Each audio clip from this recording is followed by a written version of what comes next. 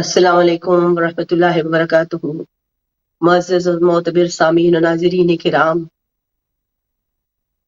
آپ کی خدمت میں ان ایام حزن و ملال میں حاضری ہوئی ہے تو دل یہی چاہتا ہے کہ انہی سے منسوب سلسلے جو بھی ہماری ذات تک ہمیں تعلیم پہنچی، علم پہنچا، اس کے اوپر تحقیقاً اس کے جواز کو آپس میں ہم باہم شیئر کریں اور اس پہ گفتگو کریں، تاکہ ہمیں روح ازا، روح زندگی اور روح اعمال حسنہ کا تھوڑا سا شعور حاصل ہو جائے۔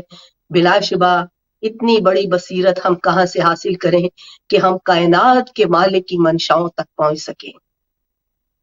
تو اعوذ باللہ من الشیطان اللعین الرجیم، بسم اللہ الرحمن الرحیم، کہ میرے پروردگار عالم نے فرمایا کہ بسم اللہ الرحمن الحمد للہ رب العالمین، حمد ہے عالمین کے رب کے لیے۔ آیا مبارکہ ہر کوئی اس سے آگاہی رکھتا ہے، ہر کوئی جانتا ہے کہ میرا خدائے بزرگ و برتر کیا فرما رہا ہے کہ ہمیں کس چیز کی۔ اب یہاں پہ جو سب سے ضروری وضاحت ہے وہ یہ ہے کہ سورہ حمد وہ سورہ ہے جو پروردگار عالم نے اتنا پسند فرمایا، جس کو کہ جناب ابو طالب نے اس کی ثنا کے لیے بیان فرمایا۔ تو پروردگار عالم نے اپنی کتاب مقدس میں سب سے پہلے اس کو ہمارے حضور میں پیش کیا اور فرما دیا کہ اس کی سمجھ اور ادراک آپ کو معراج بندگی تک پہنچانے میں مددگار ثابت ہوگی۔ بہت بڑی بات ہے، بہت بڑا سلسلہ ہے۔ بندگی کیا ہے اور عزاداری کیا ہے، عذاب کیا ہے، غم کیا ہے، درد کیا ہے، دکھ کیا ہے۔ حمد کرتے ہیں ہم اس پروردگار عالم کی جو عالمین کا رب ہے، جو عالمین کا پالنے والا ہے، جو ہر شے کا خالق ہے، ہر شے کا خالق و مالک ہے۔ اس مالک کل نے ہمیں ادراک کی دولت سے نوازا ہے، ہمیں وصیحتیں، نصیحتیں، ہدایتیں، جو کچھ بھی میرا خدائے بزرگ و برتر فرما رہا ہے تو وہ اسی لیے تاکہ ہم اپنی اس زندگی کے تسلسل کو سمجھنے کے اہل ہو سکیں۔ ہماری گفتگو، ہماری باتیں، ہماری نصیحتیں، ہماری آپ تک اپنی ریسرچ اور تحقیق کا پہنچانا یہ بے مقصد اور بے روح و وقار نہیں ہے، بلکہ اس کی روح تک پہنچنے کے لیے، اس کے وقار تک اپروچ کرنے کے لیے مقصد کو سمجھنا ضروری ہے۔ معذرت خواہ ہوں۔ تو جب تک ہم اس مقصد کو نہیں پہنچیں گے، ہم اس روح ہدایت کو نہیں جانیں گے، ہم اس کے وقار کی منزلت کو نہیں پہچانیں گے، تو یقین کیجئے ہم نے بندگی کا کوئی بھی حق ادا نہیں کیا۔ بندگی کیا ہے؟ ہم تو کر رہے ہیں کہ حمد ہے اس پروردگار عالم کی جو عالمین کا رب ہے اور پالنے والا ہے، لیکن ہم نے کس حد تک اس بندگی کو ادراک میں شامل کیا؟ ہمیں چند رسموں کا پتہ ہے، چند سلسلوں کا پتہ ہے جو روز اول سے ہم کرتے چلے آ رہے ہیں کہ پروردگار عالم نے ہم پر نماز فرض کی۔ آپ کو ہر جگہ نماز پہ بہت تاکید، پابندی اور نہ کرنے والے پہ سرزنش اور بڑا کچھ ملتا ہے، لیکن یقین کیجئے جب تک روح نماز ہم کو نہیں شناسا، ہم اس کے وقار تک نہیں پہنچ سکتے، اور جب تک وقار تک نہ پہنچیں گے سلسلہ روح اور نور آپس میں مرکز تک منسلک نہیں ہو سکتا۔ اگر ہمارا روح کا سلسلہ مرکز تک منسلک نہ ہوا تو یقین کیجئے کہ مقصد نماز فوت ہو گیا۔ بڑی اہم تینوں چیزیں جو میں نے آپ کے حضور میں پیش کی ہیں۔ مقصد نماز کو جانیے، تب آپ کو نماز میں لطف ملے گا، تب آپ کو نماز کی روح تک پہنچنے کی اہلیت حاصل ہوگی۔ جب روح نماز تک پہنچ جائیں گے تو وقار نماز آپ کو قرب خداوندی سے مالا مال کر دے گا۔ انہی چیزوں کو سمجھنے کے لیے اب آج کل جو یہ ایام ازاں ہے، پروردگار عالم نے کچھ یہ پہلی دفعہ نہیں کیا ہے۔ چھوٹے چھوٹے ٹریلر ہمیں ان سے قبل بھی انبیاء کرام کے ملتے ہیں، آپ سبھی جانتے ہیں۔ مجھے اس کو اب یہاں پہ تفصیلاً تو نہیں لیکن مختصراً سا، سب سے پہلا قتل جو زمین پر ہوتا ہے، قابیل اپنے بھائی حابیل معصوم کو قتل کر کے اپنی حکومت اور اپنی بادشاہی کے لیے ایک راستہ صاف کرنے کی کوشش کرتا ہے. تو منطق ظلم اور قاتل آپ کو معلوم ہو گئی کہ وہ یہ چاہتا ہے کہ کوئی دوسرا پاکیزہ انسان اس کے مقابلے میں نہ رہے، وہ خود ہر چیز کا مالک و وارث بن جائے. تو پروردگار عالم نے ہمیں روز اول سے سمجھایا کہ دیکھو حق کا ساتھ دینا، باطل سے بچتے رہنا.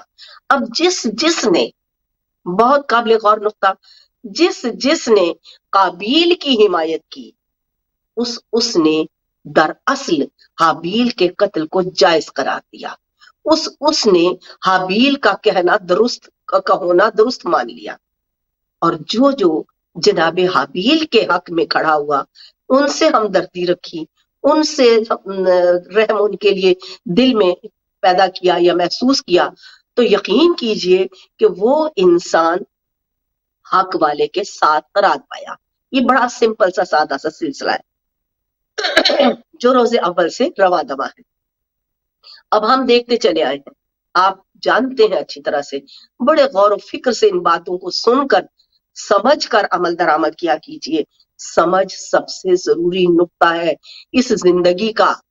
سوچ اور ادراک سب سے اہم مرحلہ ہے ہماری حیات کی اس اعمال صالحہ اور کبیہ کے ساتھ جڑا ہوا، جس کو جاننا اور سمجھنا ہے. جتنے بھی اعمال کر لیجئے، اگر آپ کو نس عبادت معلوم نہیں، روح عبادت سے آشنائی نہیں، وقار عبادت کا تجزیہ ہی نہیں، وہاں تک کا تصور ہی نہیں، تو یقین کیجئے کہ آپ نے اپنے لیے کچھ نہیں کمایا. رسم دنیا کی بنائی ہوئی ایک ایسا سلسلہ ہے جس کو آپ ادا کرتے ہیں. للہ میں ہر اپنی گفتگو میں آپ کے حضور میں دستبستہ گزار ہوتی ہوں کہ مقصد کو سمجھیے. مقصد زندگی ہے، مقصد آپ کے راستے کا اعمال کا اجر ہے. جب مقصد سمجھ میں آ جاتا ہے تو پھر اعمال میں روح پیدا ہوتی ہے، وقار معلوم ہوتا ہے، تب آپ کو اس کا ثمر ملتا ہے. ثمر بار ہونا ہے. اب سوال ہے ان ایام عذاب، ہر دوسرا شخص اپنے آپ کو عالم وقت و دین سمجھنے لگتا ہے، چاہے اس کو کسی چیز کی خبر نہ. کوئی کچھ کہہ رہا ہوگا، کوئی کچھ کہہ رہا ہوگا، یہ رونا دھونا غلط ہے، یہ گریا کرنا غلط ہے، یہ ماتم کرنا غلط ہے، جو کہ پروردگار عالم نے روز اول سے جناب حابیل کے قتل کے بعد جناب آدم اتنے رنجیدہ ہوئے کہ کہا کہ اے زمین تم میرے بے گناہ بیٹے کا خون نہ جذب کرنا، اس کو ثبوت کے طور پر ظاہر رکھنا.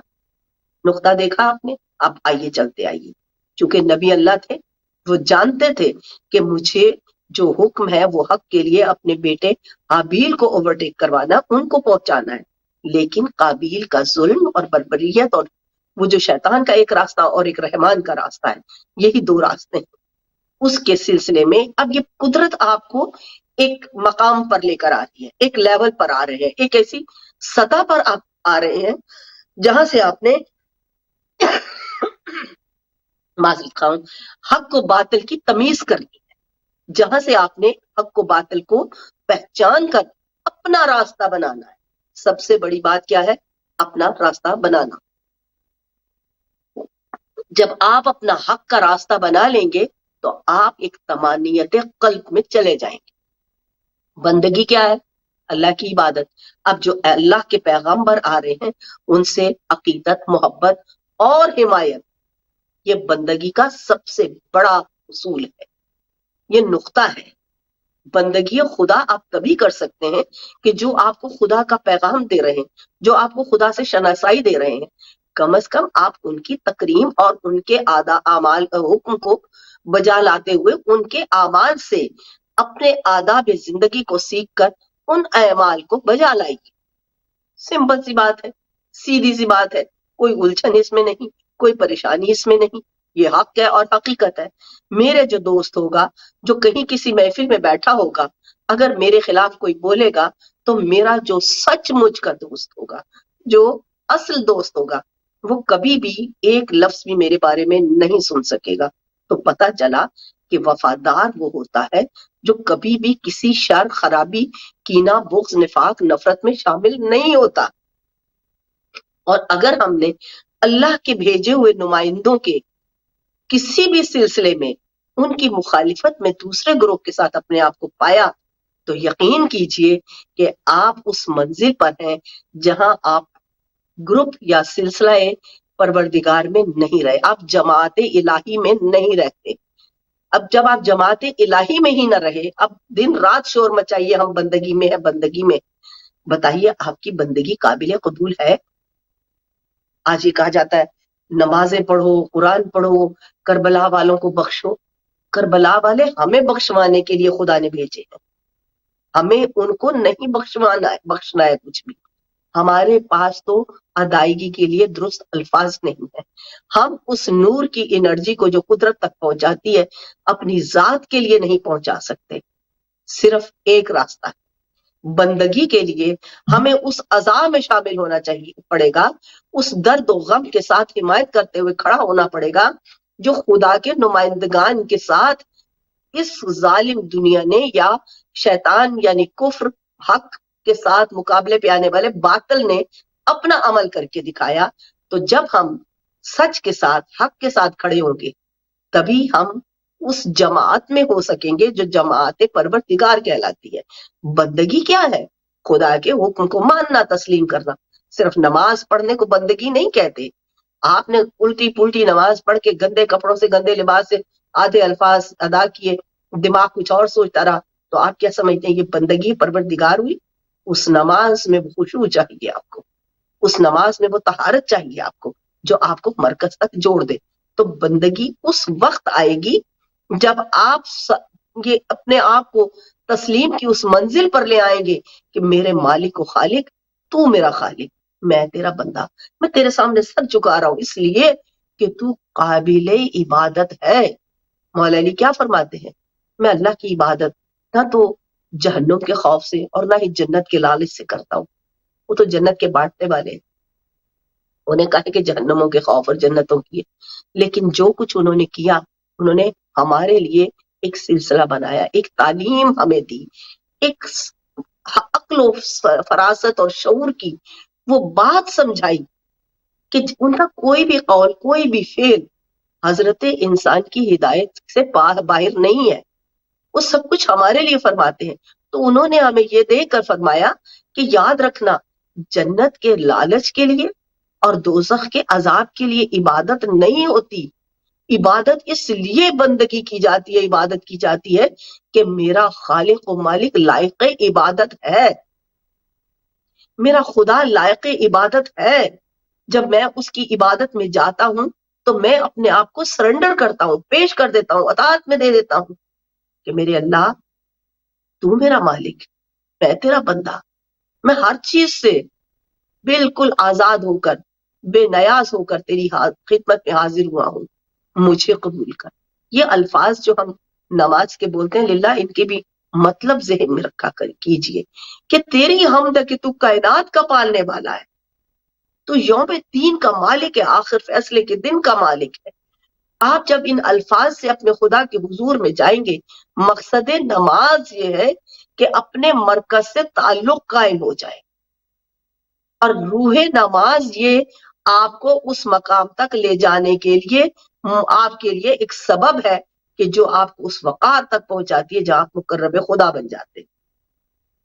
اب نماز کا صرف ایک ہی مقصد نہیں ہے کہ آپ کو پاکیزگی اور طہارت کا درس دے، آپ کو صفائی دھونے کا پتہ بتائے، اور آپ کو صرف کھڑے ہو کے کہہ دے کہ یہ کرے۔ ایکسرسائز بھی لوگ کہتے ہیں کہ اس سے منسوب ہے کہ ایکسرسائز کے لیے بھی مقصود ہے یہ کہ یہ سلسلے اس لیے ہیں، لیکن نماز جو ہے دراصل وہ قرب خداوندی کا ایک وہ زینہ ہے جہاں بالکل دنیا سے نہ بولنا ہے، نہ دیکھنا ہے، نہ ادھر ادھر سوچنا ہے، کہ جس سے میرا مرکز کے ساتھ تعلق ٹوٹ جائے، ختم ہو جائے۔ آپ اپنی سوچ پہ بھی پہرا لگائیں گے تب بندگی کے اس نیج پہ پہنچیں گے جہاں آپ کا خدا آپ کو ایسی لذت سے مالا مال کرے گا کہ آپ خود بخود عقلی نماز کے لیے بھاگتے چلے جائیں۔ بندگی ہمیں احکام پروردگار سکھاتی ہے. نماز ہم نے ضرور پڑھی، نماز ہم نے ادا کی، لیکن مت خوش ہو جائیے کہ اس کے بعد میرا فریضہ یہی تھا جو ختم ہو گیا، میں اپنے فرض سے سبق دوش ہو گیا ہوں.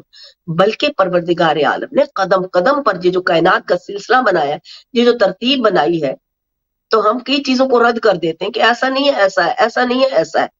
دراصل ہم اس کی حقیقت اور اہمیت سے بے خبر ہوتے ہیں. کائنات کا کوئی بھی سلسلہ، میرے پروردگار عالم نے جب یہ زمین اور آسمان اور کائنات اور یونیورس خلق فرمائے ہیں تو ان کے لیے ایک سلسلہ بھی مرتب فرمایا ہے. معذرت خواہ، جو ہم حضرت انسان کے لیے اتنا اہم ہے کہ ہم اس طرح اپنی زندگی کے تسلسل کو لے کر چلیں. وہ میں پہلے بھی کئی دفعہ عرض کر چکی ہوں کہ ہماری بدقسمتی ہے، ہم نے اپنے ماحول میں کنورٹ کر دیا ہر چیز کو. حالانکہ ماحول اور کلچر دین خدا نہیں ہے، پیغام کبریا دین خدا ہے. اس کو آپ نے کلچر پر حاوی کرنا ہے. ہماری بدقسمتی یہ ہے کہ ہم نے کلچر کو دین پر حاوی کر لیا ہے. اب اگر اس زمانے کا رسول، وہ کائنات کی وجہ تخلیق کائنات، شخصیت اور ہستی، وہ جو محمد مصطفیٰ جس کو خدا نے کہا کہ میں اس کا عاشق ہوں. آپ سمجھتے ہیں یہ باتیں کرنے کی نہیں ہے. ہمیں عشق و عاشقی کا یہی پتا ہے کہ بس دو صنف جو ہے ایک دوسرے کو اگر چاہے تو کچھ لوگ اس پہ قدغن لگائیں، اعتراض کریں تو ہم لڑیں کہ ہمیں عشق ہے. یہ کہانیاں ہم نے اپنی وقتی ایک قربت کو سمجھ لیا ہے. عشق روح کی وہ انوائرمنٹ ہے، وہ قوت ہے، وہ مقناطیسی قوت ہے جو آپ کو ذات کبریا تک پہنچاتی ہے. عشق وہ طاقت ہے جو آپ کو محمد مصطفیٰ سے جوڑتی ہے. عشق وہ دولت ہے، وہ مسمریزم ہے جو کربلا پہ زندگی قربان کر دینے کے لیے تیار رہتا ہے. آپ کیا جانے کہ عشق کیا ہے؟ آپ تو دو صنفوں کو سمجھتے ہیں نا، لیکن عشق ایک ایسا نور ہے. جن لوگوں کو حسین سے عشق ہے، دیکھیے بوڑھے نحیف بیمار، میں معذرت خواہ ہوں، بیمار ہیں، لیکن ایک عشق کی لو ہے کہ وہ پیدل چل رہے ہیں 80 کلومیٹر، نجف سے کربلا کا سفر کر رہے ہیں. کیا عشق ہے ان میزبانوں کا جو راستوں میں کھڑے اپنی ہر چیز ان پر لٹا رہے ہیں، ان کی قدم بوسی کو اپنی نجات سمجھ رہے ہیں. آپ نے کائنات میں کبھی عشق کا یہ سلسلہ دیکھا؟ حسین ایک ایسی طاقت ہے جس کی اعضاء بندگی میں اس لیے شامل ہے، جس کی عزاداری بندگی میں اس لیے شامل ہے کہ اس سے پروردگار عالم کو اس نے حکم کے مطابق وہاں پہ اپنا سب کچھ لٹایا تو پروردگار عالم نے اپنے عشق کی منزل کا بادشاہ قرار دے دیا. کیا کہتے ہیں شاید شاہ است حسین، بادشاہ است حسین، یعنی وہ بادشاہوں کا بادشاہ عشق کی منزل میں ہے. ایک اس کا نانا ہے جس سے اللہ عشق کر رہا ہے اور بتا رہا ہے کہ یہ میرا محبوب ہے، اور وہ اللہ کا محبوب آپ کو بتا رہا ہے کہ میں حسین کا عاشق ہوں. حسین سے محبت کرنا، حسین کا خیال کرنا. دیکھو اگر ہم یہ بڑے نازک مرحلے ہیں اور بڑے صاحبان عز و شرف کے لیے ہیں، عام انسان وہاں تک نہیں پہنچ سکتا، اہلیت نہیں رکھتا. کہ دیکھو یہ حسین وہ ہے کہ اگر میں اپنے خدا کی عبادت میں ہوں. اب یہ دیکھیے یہ بندگی کا ایک سلسلہ ہے، ہم نے بندگی اور آزاداری کے لیے ایک موضوع آج لیا ہے. اب ایک یہ بندگی کا وہ سلسلہ ہے کہ جب نماز میں مصروف ہیں، وہ محبوب خدا اللہ جس پر عاشق ہے اس کو اپنی تعلیم، اپنی معرفت اور اپنے کائنات کے سلسلے کی ہر آگاہی عطا فرمائی ہوئی ہے، اور ان کو اس پر مامور کیا گیا ہے کہ وہ کائنات تک پروردگار عالم کی اس ساری ترتیب کو، اس سارے مقصد کو پہنچائے. اب یہ چھوٹی سی بات نہیں ہے. اب انہوں نے نماز کی بھی تاکید کی، اب نماز میں بھی دنیا شامل ہے، کھڑی ہے، سارا کچھ ہو رہا ہے. لیکن دیکھیے اسی نماز میں جہاں ہمیں کوئی کسی قسم کا بھی بیچ میں رابطہ کرنے کی اجازت نہیں ہے. چھوڑ دو، نماز توڑ دو، نہیں ہے، باطل ہو گئی، نئے سرے سے اس کو آغاز سے انجام تک شروع کرو. ہمارے یہاں تو یہی ہوتا ہے نا. لیکن ہم نے کیا سیکھا؟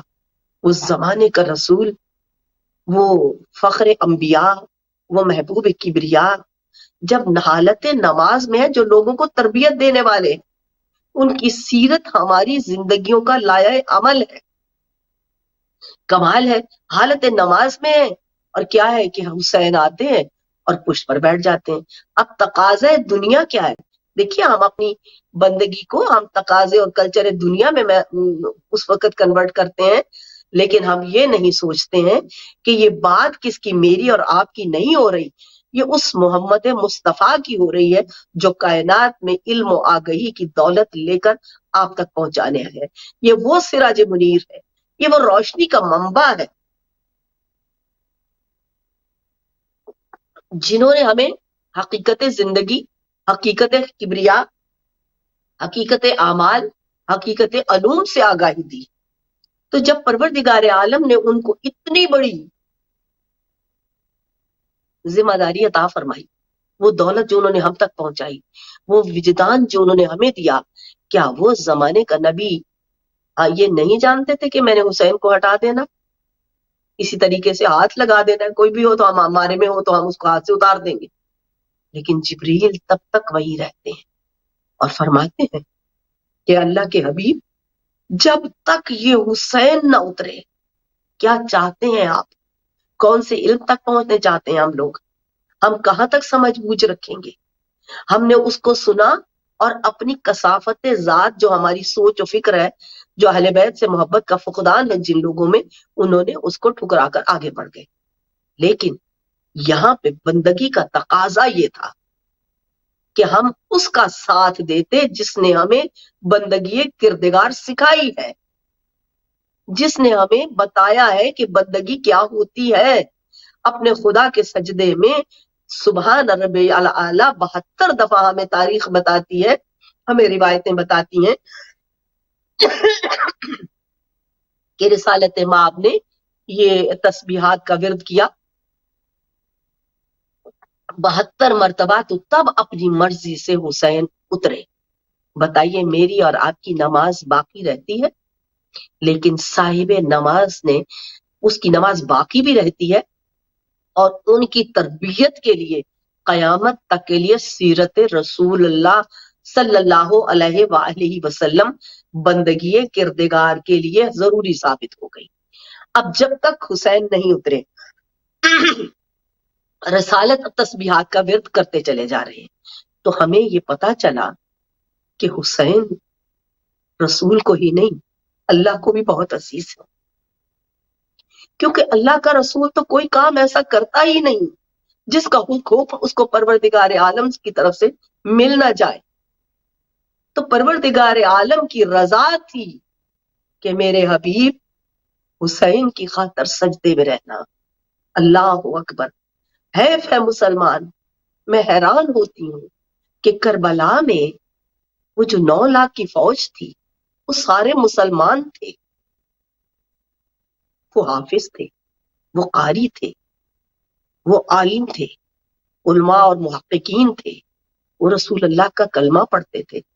انہوں نے رسول اللہ کی سنت کو اس طرح اس کی بیخکنی کی، اس طرح روندا کہ رسول کا نواسا آواز دے دے کر پوچھتا رہا، دیکھو میں فاطمہ زہرا کا بیٹا، محمد مصطفیٰ کا نواسا.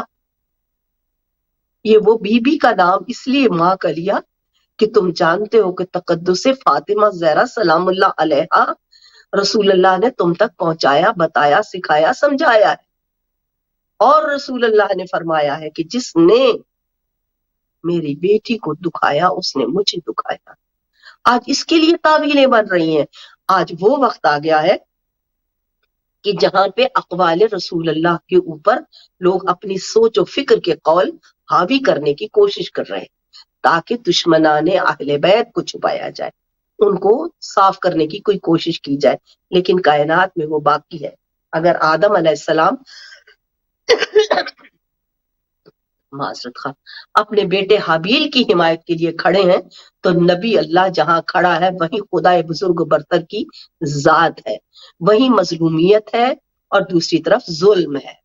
اسی طرح زمانے کے رسالت مآب صلی اللہ علیہ وآلہ وسلم معتبر اور معزز کائنات ہر شے سے، کل شے سے زیادہ صاحب تکریم و عظمت رسالت مآب صلی اللہ علیہ وآلہ وسلم خطبہ پڑھ رہے ہیں۔ میں عزاداری اور بندگی کو لے کر چل رہی ہوں، عزا کو، خطبہ اپنی مسجد نبوی میں ادا کر رہے ہیں کہ کیا دیکھا؟ تاریخ ہمیں بتاتی ہے کہ امام حسین ہاتھوں میں پانی کا ایک پیالہ لیے ہوئے چلے آ رہے ہیں، جوں جوں وہ قریب آتے ہیں پانی پیالے میں سے چھلکتا ہے۔ تو جناب رسالت مآب نے ممبر سے جب حسین کو اس حال میں دیکھا، خطبہ چھوڑ دیا، خطبہ چھوڑ کر زمانے کے رسول آگے بڑھتے ہیں، جناب امام حسین سے وہ پانی کا پیالہ لیتے ہیں، گود میں لے کے ممبر پہ آ جاتے ہیں۔ کیا مسلمانوں نے یہ سب دیکھا نہیں تھا؟ کیا مسلمان یہ سب جانتے نہیں تھے؟ یا آج کے دور میں مسلمان یہ سب کچھ نہیں جانتے؟ ہر فقہ کی، ہر نظریے کی، ہر مسلک کی کتابیں بھری پڑی ہیں اور یہ سب لکھا ہے، لیکن بندگی کا حق یہ ہے کہ اس حمایت میں کھڑے ہو جائیں جس کے لیے خدا اور اس کے رسول نے اپنی زندگی کو وقف کر کے ہمیں تعلیم دی، ہمیں سکھایا ہے، ہمیں بتایا ہے۔ اب دیکھیے آج وہ دور آ گیا ہے کہ جو اس پہ عمل کر رہا ہے اس کی مخالفت میں جواز ڈھونڈ ڈھونڈ کر لائے جا رہے ہیں، تو یہ کوئی عجیب بات نہیں ہے۔ یہ تو کربلا میں بھی ایسا ہی ہوا، یہ تو بعد از رسول الثقلین بھی ایسا ہوا۔ کربلا میں ہم نے کیا دیکھا ہے؟ کربلا میں یہی کچھ تو تھا کہ وہ سارے اصحاب کے اولادیں ہیں، جید ہیں، عالم ہیں، اور اسی رسول کا کلمہ پڑھ رہے ہیں اور اسی کے اس نواسے کی گردن پہ کند چھری پھیر رہے ہیں جس کے لیے نماز کو چھوڑا، جس کے لیے خطبے کو چھوڑا۔ رسول پاک نے جن کو اپنی گود میں پال رکھ رکھ کے لوگوں کو دکھایا، لوگوں دیکھو تم جنت کے لیے، میں تمہیں بتایا ہے جنت کا حال، میں نے تمہیں اعمال بتائے ہیں جنت کے، تمہیں جنت میں جانے کے لیے اعمال کرنے ہیں، لیکن یاد رکھو جنت کے سردار جو ہیں وہ حق رکھتے ہیں نا، کوئی بھی جگہ ہو، کوئی بھی مقام ہو، وہی حق رکھتا ہے جو مالک ہو۔ تو یہ جنت کے جوانوں کے سردار ہیں، اور اگر ان سے محبت نہیں ہے تو آپ کون سی جنت میں رہیں گے؟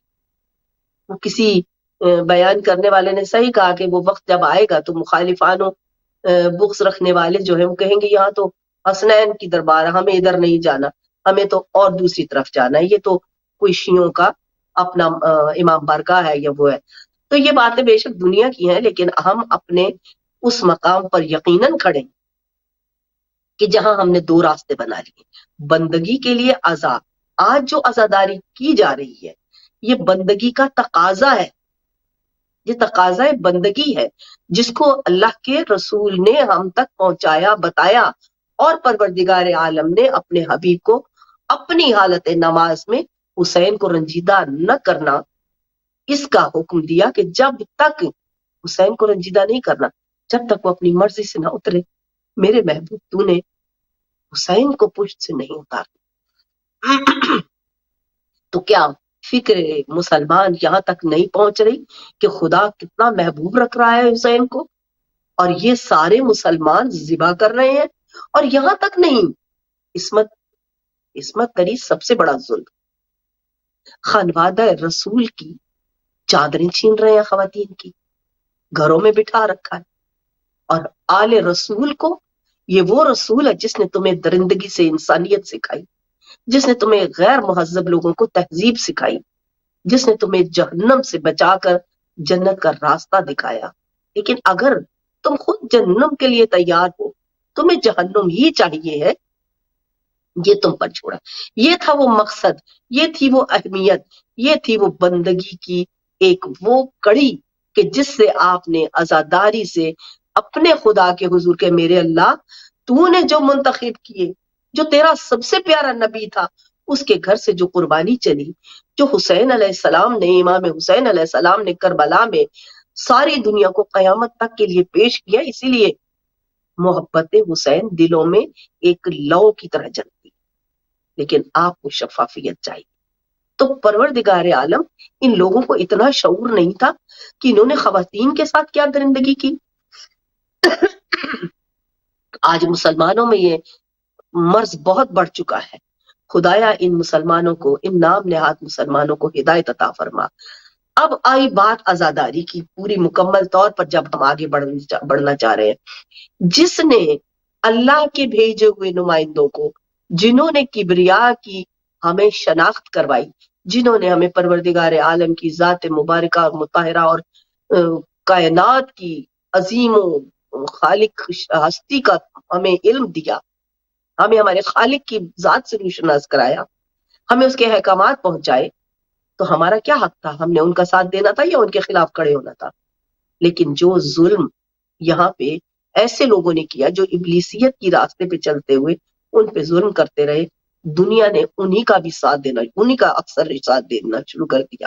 اور وہ جو معصوم و مظلوم امامت تھی یا نبوت تھی یا رسالت تھی، آپ ان کو دیکھتے چلیے آئیے قیامت تک، کیونکہ ایک ہمارے ایسے نبی بھی ہیں جو جد ہے رسالت ماب کے، ان کو یہ سارے اعزاز ملے، ان کو نبوت، رسالت، خلت بھی ملی اور امامت بھی۔ آخر میں اس بڑے درجے سے وہ اتنے خوش ہوئے کہ نبوت، رسالت، خلت میں نہیں اپنی اولاد یاد آئی، لیکن امامت کے نام پر ان کو اپنی اولاد یاد آئی کہ میری اولاد میں بھی۔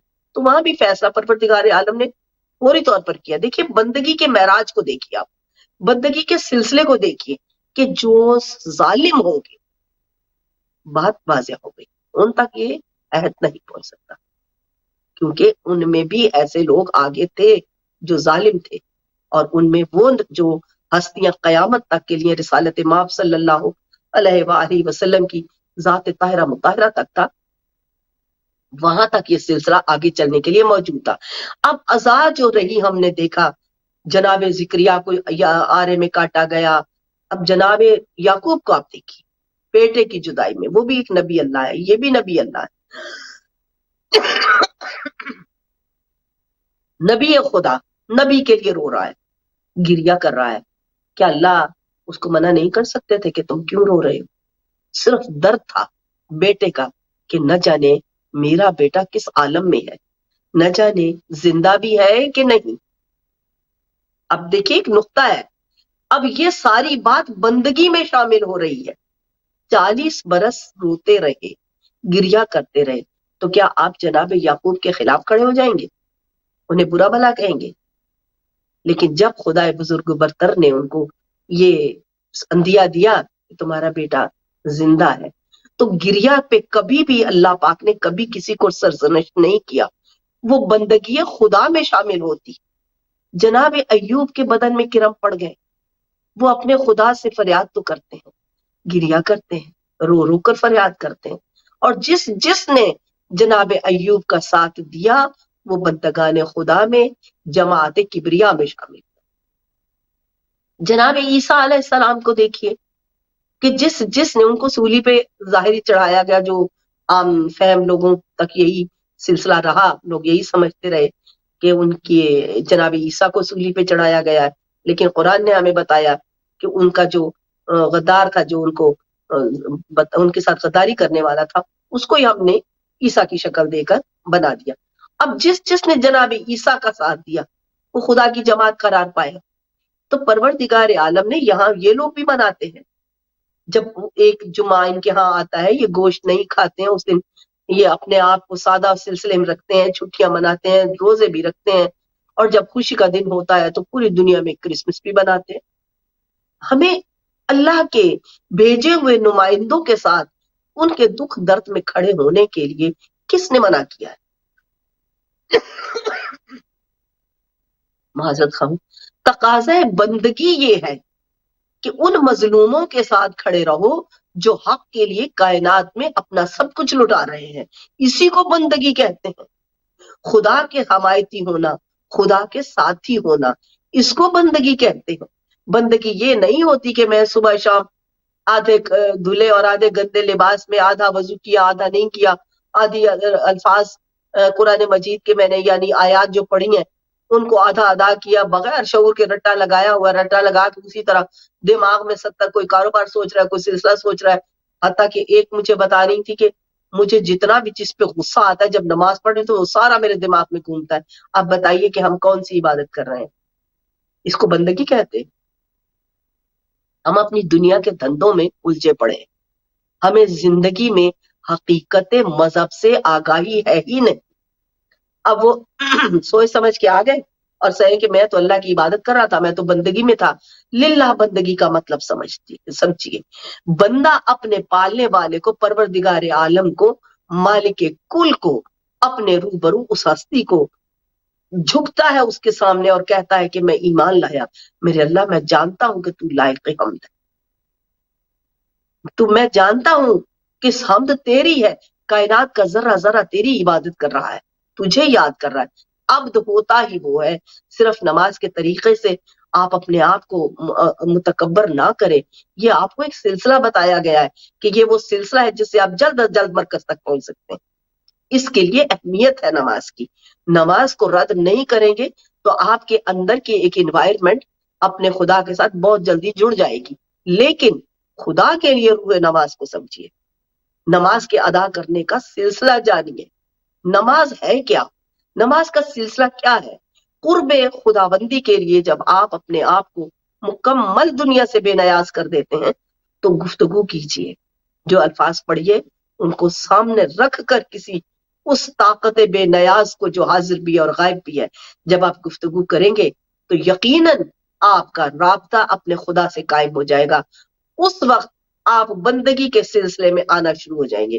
آئیے عزا کیجئے ان لوگوں کی، اس طرف دیکھیے، دور سے گالی دے لینا، دور سے برا بھلا کہہ لینا، یہ شیطانیت ہوتی ہے، یہ ایمان کا کوئی بھی سلسلہ نہیں ہے۔ پروردگار عالم نے کائنات میں ہر چیز کو، میں یہاں پہ مسلمانوں سے بھی یہ استدعا کرتی ہوئی، التجا کرتی ہوئی آگے بڑھوں گی کہ کبھی کسی دوسرے مذہب کو گالیاں مت دیں، برا بھلا مت کہیں۔ آپ نہیں جانتے کہ اس کا سلسلہ کیا ہے۔ ہم یہودی ہیں، نصرانی ہیں، عیسائی ہیں، ہر ایک کو برا بھلا کہہ رہے ہیں، ہر ایک کو گالی دے رہے ہیں، حالانکہ پروردگار عالم نے اپنے معتبر اور مقدس نبی ان تک بھیجے، ان کی تکریم ہم پر واجب کی ہے۔ آج کا جاہل طبقہ اس قدر گر چکا ہے کہ ذرا ذرا سی بات، یہودیزم ہے، یہ جی عیسائیت ہے، یہ فلان ہے۔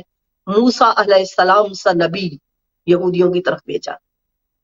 لوگوں نے اگر کسی نے کوئی خرابیاں کی ہیں تو اس کا یہ مطلب نہیں ہے کہ آپ اس مذہب سے نفرت کرنا شروع کر دیں۔ یہ آج مسلمان کیا کر رہا ہے؟ مسلمان کا کردار کربلا میں آپ نے دیکھا، اس سے مسلمان سے آج نفرت کیوں ہو رہی ہے؟ کیونکہ ہمارے اعمال کبیہ ہے۔ اگر ہم صحیح اسلام کو پریزنٹ کرتے، پیش کرتے، تو آج دنیا ہمارے قدموں کی مٹی بھی لے جاتی، لیکن ہمارے پاس وہ دستور ہی نہیں ہے۔ ہم اپنے آپ کو قابل اور عالم سمجھ رہے ہیں، لیکن پروردگار عالم کے کسی بھی عمل پر، حکم پر عمل درآمد نہیں کر رہے ہیں۔ ہم کو حکم کبریا کو جاننا ہے، ہمیں ایک حکم کبریا کو فالو کرتے ہوئے آگے بڑھنا ہے۔ تو بندگی عزا میں تبھی آتی ہے۔ میں ابھی کچھ کل پرسوں کی بات ہے یا ایک آدھ دن کی، کہ ایک سیاہ فام شخص تھے، عیسائیت کا انہوں نے بیچ بھی ڈالا ہوا، وہ امام حسین پہ گفتگو کر رہے تھے کہ مجھے کسی نے پوچھا کہ تو امام حسین کو جانتا ہے؟ تو میں کہا نہیں۔ تو اس نے کہا پھر عراق کربلا جا، اور اس نے اپنی بیوی کو لیا اور وہ وہاں پہنچا اور وہ حالات کے بیان کرتا ہے کہ ایک عجیب سی طاقت ہے وہاں پہ، وہ ایسا طاری ہو جاتا ہے انسان کے دل و دماغ پہ کہ خود بخود آنسو نکلتے ہیں۔ یہ ہے عزاداری جو بندگی کی اس منزل پر اس معراج پر ہے جہاں آپ کی ذات کے اندر کا نور آپ کی روح سے، آپ کے دل میں جو مقام شفقت اور رحم ہے وہ پگھلنا شروع ہوتا ہے، جس کو ہم خدا کی ذات کا نور کہتے ہیں، اور وہ پگھلتے ہوئے آپ کی آنکھوں سے برستا ہے۔ کبھی حسین سے محبت کر کے دیکھیے، کبھی عزاداری کے اس مقام پر اپنے آپ کو لے کر آئیے، آپ کو خدا اپنے سینوں میں دھڑکتا ہوا ملے گا، جس کو محبت حسین کہتے ہیں۔ کائنات کے ذرے ذرے پر جہاں امام حسین نے سب کچھ دیا، سارا گھر لٹا دیا، اپنا آپ کربلا کے میدان میں جعفر جن بھی آئے، ملائکہ کے لشکر موجود تھے. کمال کی انتہا دیکھیے، امام حسین کی آواز ہے حل منا سید سننا، ہے کوئی جو میری مدد کرے؟ تو آپ کیا سمجھ رہے ہیں کہ ان کے لیے مدد کرنے کے لیے کوئی نہیں تھا؟ ملائکہ کے لشکر تھے. جنات، جعفر جن کہتا ہے میری تاج پوشی تھی اس دن، میں اپنی قبیلے کا وہ سردار چنا گیا تھا، میری تاج پوشی تھی. کچھ جنات آئے جنہوں نے جو شامل ہوئے تو ان کے وہ بال بکھرے ہوئے تھے، مٹی سی تھی. تو میں نے پوچھا تم لوگ، اور وہ رو رہے تھے. تو ہم نے پوچھا تمہیں کیا ہوا؟ انہوں نے کہا کہ رسول کا نواسا کربلا میں بے جرم و خطا بھوکا پیاسا شہید کیا جا رہا اور وہ آواز دے رہے ہیں، مدد کے لیے پکار رہے ہیں. تو وہ تو اپنے اسی ذہن سے آئے، کہتا میں نے تاج پوشی چھوڑ دی. جب وہ ملے امیر انیس سے تو انہوں نے واقعہ بتایا، تو تاج پوشی چھوڑ کے میں پورا لشکر لے کر آ گیا. تو حسین اپنی جان نہیں بچا رہے تھے. نقطہ بہت بڑا ہم کو سمجھنا ہوگا. حسین اپنی جان نہیں بچا رہے تھے، حسین ہمیں قیامت تک کے لیے ایک تربیت میں لے کے آ رہے تھے، ایک تعلیم میں ہم پہنچا رہے تھے، ایک کبریا کی وہ ہمیں پروردگار عالم کی معرفت سے روشناس کرا رہے تھے. حسین مدد لے لیتے، حسین بچ جاتے، ہم واہ واہ کر دیتے، بات ختم ہو جاتی. لیکن قیامت تک کے لیے ہر انسان کے دل میں وہ جو محبت کی انرجی پیدا کر دی، اس محبت نے یہ بندگی کی وہ معراج ثابت ہوئی جس کو عزا کہتے ہیں. آج بھی لوگ مسلمان ایسے ہیں جو اس عزاداری کے دشمن ہیں، اس عزاداری کو مٹانا چاہتے ہیں، اس کو ختم کرنا چاہتے ہیں، اس کے خلاف پتھر، وہی جیسے کوفے میں اور شام کے لوگوں نے آل رسول پر پتھر مارے، گولیاں آج برس رہی ہیں، آج ان کے راستے قتل کیے جا رہے ہیں.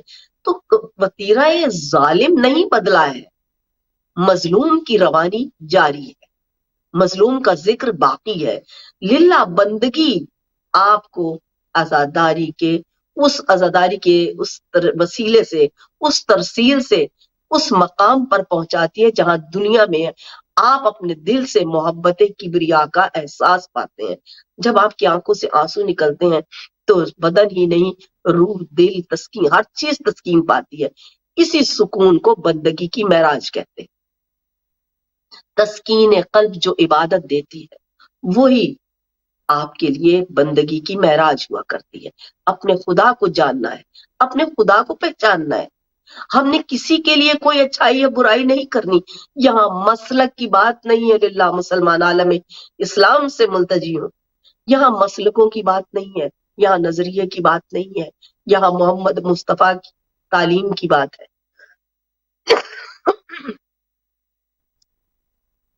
یہاں بہت معذرت خواہ ہوں، یہاں محمد مصطفیٰ کی اس تعلیم کی بات ہے جو قیامت تک کے لیے ہر انسان کے لیے موجود ہے، ہر انسان کے لیے لازم قرار دی گئی ہے کہ ہر انسان اپنے اس منزل و مقام کو جان لے، پہچان لے کہ وہ عالم بندگی میں قرب خدا بندی کیسے حاصل کرے گا.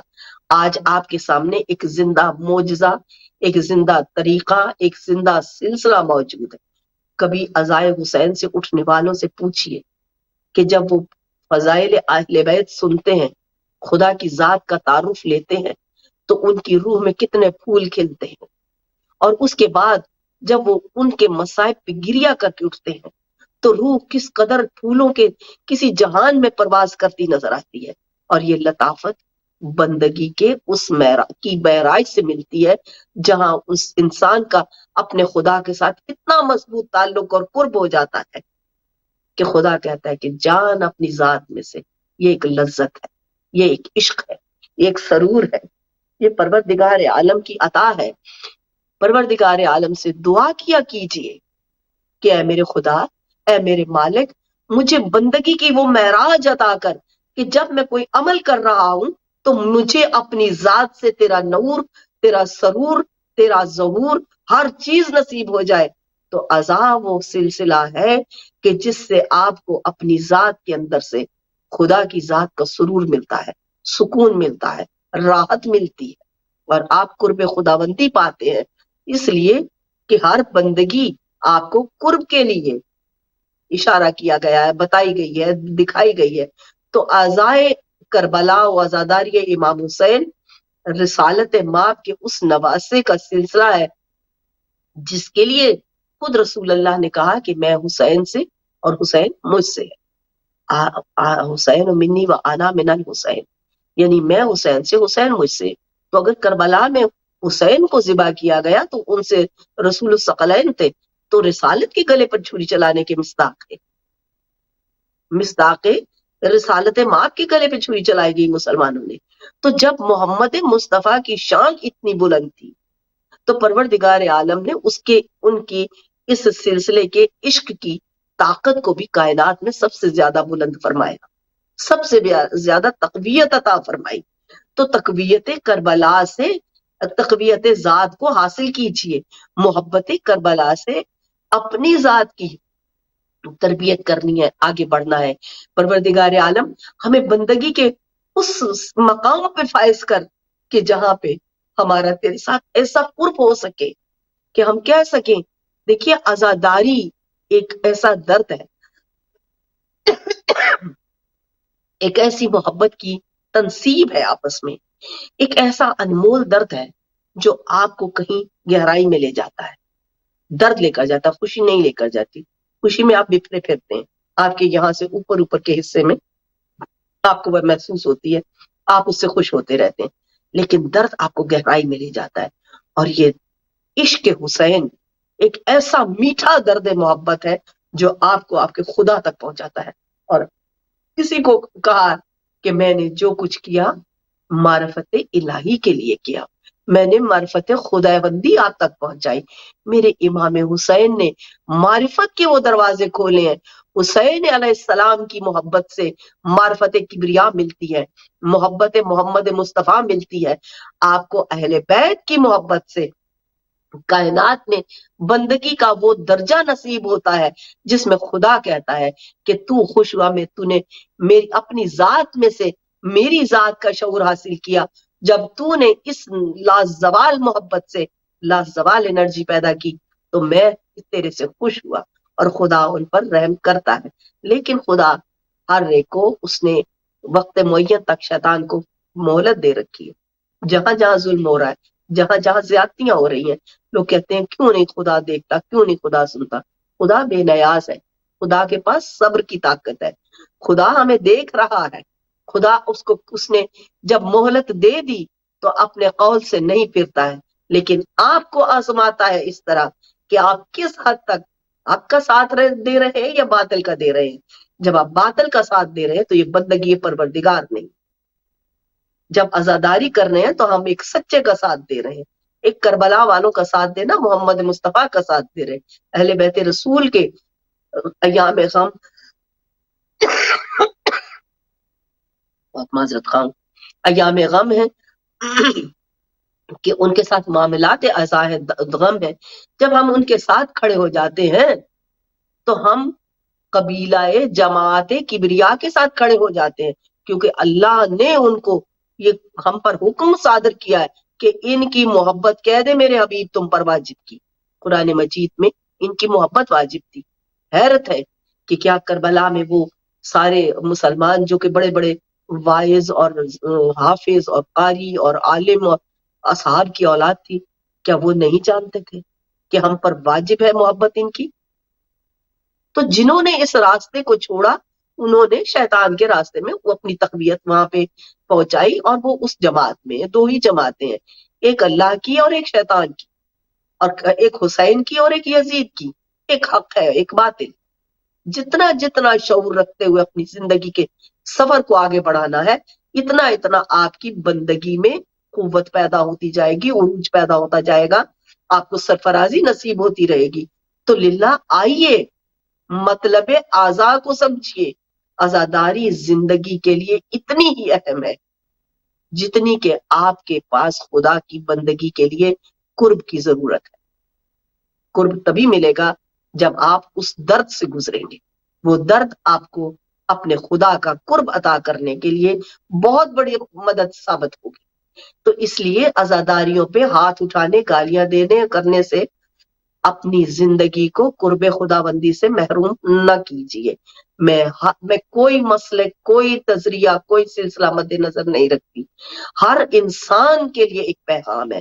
میں جو بیان آپ کے حضور میں عرض گزارش کرتی ہوں، اس میں میں نے کبھی کسی مسلک کو ٹارگٹ نہیں کیا، کیونکہ یہ دین محمدی نہیں ہے، کسی مسلک کو، کسی نظریے کو، کیونکہ جو کر رہا ہے وہ اپنی عقل و فکر سے اپنے انجام کا خود ذمہ دار ہے۔ ہمارا فرض یہ ہے کہ ہم حقیقت قرآن مجید کو جتنا بھی ہو زیادہ سے زیادہ آگے پھیلا سکیں، پہنچا سکیں۔ باقی نصیب کے بغیر کچھ بھی حاصل نہیں ہوتا۔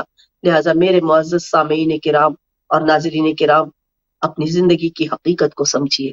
آپ یہاں اس دنیا میں اپنا کھانا پینا، کام کیا، پیسہ جمع کیا، دوسروں کی حق تلفیاں کی، ظلم کیے، تو اس لیے نہیں آئے ہیں۔ یہ سب ابلیس کے کام ہے۔